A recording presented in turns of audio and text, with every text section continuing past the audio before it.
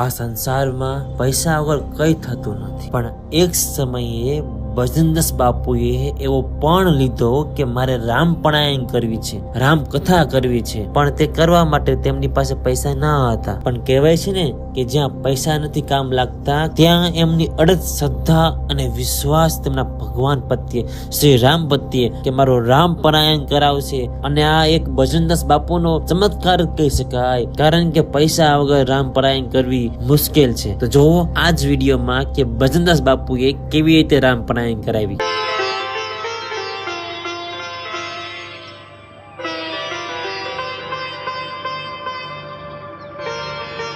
બાપા સીતારામ. સીતારામ. બાપા સીતારામ. સીતારામ. બાપા સીતારામ. સીતારામ. આવો આવો નાથુભાઈ આવો. બિરાજો મોટરમાં. ના નાથુભાઈ, રામ મંદિર થી મૂકી જાઓ. ના ભાઈ, સાધુ તો ચલતા ભલા ભાઈ. આ એશો આરામમાં જો આ સાધુનો જીવ પડી જાય તો પછી રામ કોણ બચશે મારા વાલા. હા હા. સીતારામ બાપા. સીતારામ. સીતારામ.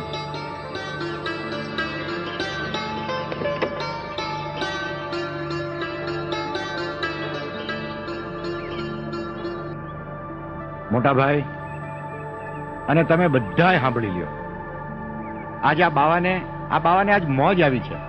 બોલો બાપા, તમારે મોજ ઈ જ અમારી મોજ. હા હો, બાપાનું એક એક વેણ આપણી મોજ. તો આપણે એક પારાયણ કરી. બોલો બાપા, આનાથી વળી રૂડું હું. રવજીભાઈ તમારી વાત સાચી, પણ વાલા આપણે નાણાં ક્યાંથી કાઢશું? હે બાપા, તમે અમારી ઠેકડી તો નથી ઉડાડતા ને? બાપા તમે બંડી ખંખીરો તો વરસાદ વરસે નાણાંનો. એલા ગાંડા ભાઈ, હું કઈ જાદુગર છું? લે આ લે, જોઈ લે બંડી છે આમાં કઈ? જોઈ લે. લે આ ઊંધી કરી છે કઈ આમાં? જોઈ લે. અરે ગાંડા ભાઈ, તમે બધાય ભક્તો ભેગા થઈ મને જે કઈ નાણાં આપો ને એ હું મારી બંડીમાં નાખું. બાકી હું કઈ જાદુગર થોડો છું કે મારી પાસે પૈસા આવે? અરે બંડીમાં નહીં તો ગોદડા હેઠ્યા છે. લો જોઈ લ્યો. હાઉ ભાઈ જોઈ લ્યો, આમાં છે આમાં? આ તો મારા રામજીનો હુકમ થયો ને મોટા ભાઈ, એટલે મારે રામપરાયણ તો કરાવી જ છે. બાકી તમે હાઉ થોડી થોડી જે કઈ તમારાથી મદદ થાય એ તમારી શક્તિ પ્રમાણે કરો. બાકી મારો રામ તો બેઠો જ છે. એટલે ચા હારી બનાવી છે ને? હા હો બાપા, તમને ભાવતી. હા. વાલા મહેમાન ક્યાંથી આવ્યા છે? અમે ભરૂચથી આવ્યા છીએ બાપા. મેં માનતા માની હતી કે જો અમને અમેરિકા જવાના વિઝા મળી જાય તો સૌ પ્રથમ આપના દર્શન આવશું. અરે ભાઈ, દર્શન તો મારા રામના થાય. સૌ પ્રથમ આપના દર્શન મુંબઈની ચોપાટીની રેતીમાં આપે વીડો ગાયડો ને માં ગંગા મૈયા સરવાણી રૂપે પ્રગટ થયા ત્યારે જ થયા હતા બાપા. ગંગા ઈ માં છે ને બેટા? બાપા, અમે નિમંત્રણ આપવા આવ્યા છીએ કે આપ એક વખત અમારા ઘરે આપના પધરામણા કરો. આવું, પણ એક શરતે. તારા ઘરમાં જો કોઈ મારો ફોટો હોય ને તો એને ફાડી નાખ તો આવું. બાપા તમે આવું કેમ બોલો છો?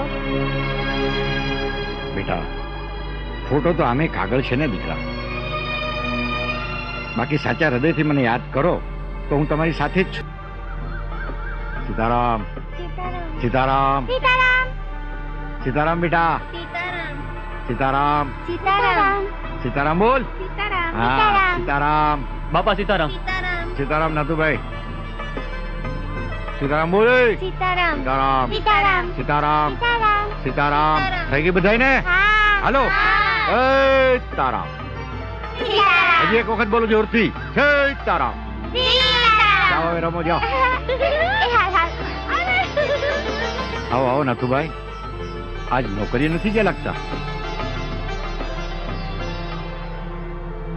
લ્યો બાપા, રામપણમાં આટલી મારી સેવા. નાથુ, તું તો એલા એક મામૂલી ડ્રાઈવર. માંડ માંડ તારા 40 કે 50 રૂપિયા પગાર હશે. આટલા બધા રૂપિયા લાવ્યો ક્યાંથી? બોલ, તને કહું છું કાંઈક તો બોલ.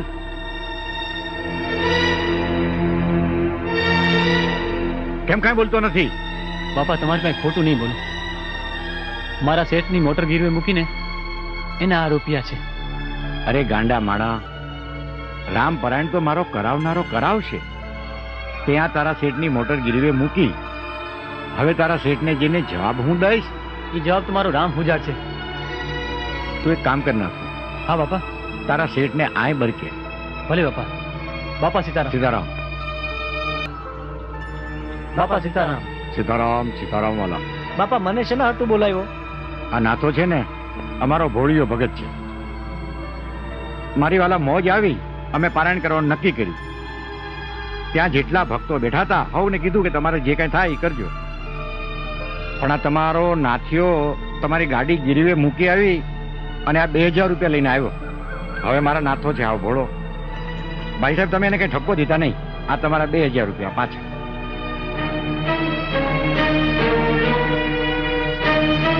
બાપા આ 2000 રૂપિયા રાખો અને નાથુના નામે જ આ રામ પારાયણ કરાવજો. અરે નાથુ જેવા ધર્મપ્રેમી ડ્રાઈવર અમારે ત્યાં નોકરી કરે એ વાત જાણીને જ મારી છાતી ગજ ગજ ફૂલે છે. નાથુ આજથી તારો પગાર ડબલ.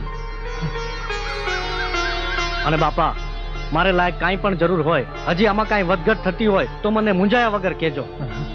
ભાઈ ભાઈ બાપા સીતારામ. સીતારામ સીતારામ નાથા. અને આ પ્રમાણે માયાવી મેઘનાદના ધનુષથી ઘાયલ થયેલા શ્રી લક્ષ્મણ યુદ્ધના મેદાનની વચ્ચે પડ્યા છે. અને લક્ષ્મણજીની આ પરિસ્થિતિ જોઈને રામ ભગવાન ત્યાં કલ્પાંત કરે છે. લક્ષ્મણજીનું મસ્તક પોતાના ખોળામાં લીધું છે અને લક્ષ્મણજીના ઘા ઉપર તેઓ પ્રેમથી હાથ ફેરવી રહ્યા છે, કલ્પાંત કરી રહ્યા છે, રુદન કરી રહ્યા છે, વિલાપ કરી રહ્યા છે. હે લક્ષ્મણ, હે મારા પ્રાણથી પ્રિય લક્ષ્મણ, આ તને શું થઈ ગયું? મારી પ્રાણ પ્રિય સીતાને મેળવવા જતા મેં મારા પ્રાણથી પ્રિય ભાઈને ખોઈ નાખ્યો. આ શું થયું?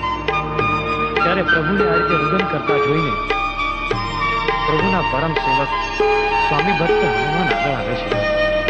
અને હનુમાન ભગવાનને આ રીતે કલ્પાંત કરતા જોઈ નથી શકતા. તેઓ કહે છે કે પ્રભુ તમે જે આજ્ઞા કરશો એ હું કરવા તૈયાર છું. મારી છાતી ફાડીને હું મારું કાળજું કાઢીને તમારા ચરણોમાં ધરવા તૈયાર છું પ્રભુ. પણ હે પ્રભુ તમે આમ રડો નહીં, તમે આ પ્રમાણે કલ્પાંત ન કરો.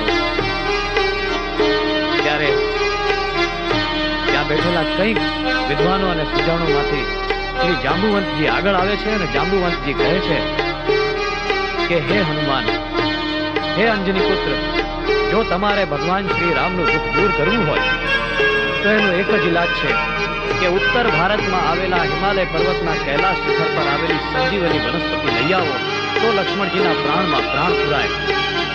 આ કાર્ય માત્ર પવનપુત્ર હનુમાન જ કરી શકે છે. અને એટલું સાંભળતા જ હનુમાન છલાંગ લગાડી હિમાલય પહોંચી જાય છે. ત્યાંથી સંજીવની લાવી અને લક્ષ્મણજીને સજીવન કરે છે. અને આ જોઈને રામ પ્રભુ એમ કહે છે કે હે હનુમાન, તું મને મારા ભરત ભાઈથી વધુ પ્રિય છે. આટલું બોલતા શ્રી રામ પ્રભુ હનુમાનજીને ચરણોમાંથી ઉપાડી છાતી સરસો ચાપી દે છે. એ આ એક નાખ્યો બાપાએ. હાલો મજગર બાપુ. હા હાલો. બાપા સીતારામ. સીતારામ. ગલ્લો. આવો વાલા આવો. સીતારામ. હા વાહ. પાણી નાખી. એલા માવલા, બોલો બાપા. એ આ ઔરંગાબાદ થી મહેમાન આવ્યા છે ને એને ચા પા બેટા. એ હા બાપા. આહું વાલા. બાપા આ અમારા જમાઈ છે. એમની મુંબઈમાં હોના ચાંદીની દુકાન છે. એમની દુકાનમાં કાયદા કરતા 14 કિલો વધારે સોનું નીકળ્યું. એટલે એમણે માનતા માની હતી કે સોનું પાછું મળી જાય તો આપના દર્શન કરવા આવશે. એટલે તમારા દર્શન કરવા આવ્યા છે અટાણે. જુઓ વાલા, આપણે આ દેશના નાગરિક છીએ. આપણને કાયદા કાનૂનમાં જેટલું હોનું રાખવાની છૂટ આપી હોય ને વાલા, 30 કિલો હોય તો 30 કિલો, 40 હોય તો 40. આપણે જે કાયદામાં હોય ને એ પ્રમાણે આપણે રખાય. આવી રીતે બીજી વાર હવે કાયદો નહીં તોડતા. અરે હજી ઘણા ચમત્કાર તો બાકી જ છે. તો આવા જ ભજનદાસ બાપુના ચમત્કાર જોવા માટે ચેનલને સબસ્ક્રાઇબ કરી દેજો. વિડીયો ગમ્યો હોય તો લાઈક કરી દેજો, શેર કરી દેજો અને આપણે મળીએ આવનારા વિડીયોમાં. બાપા સીતારામ.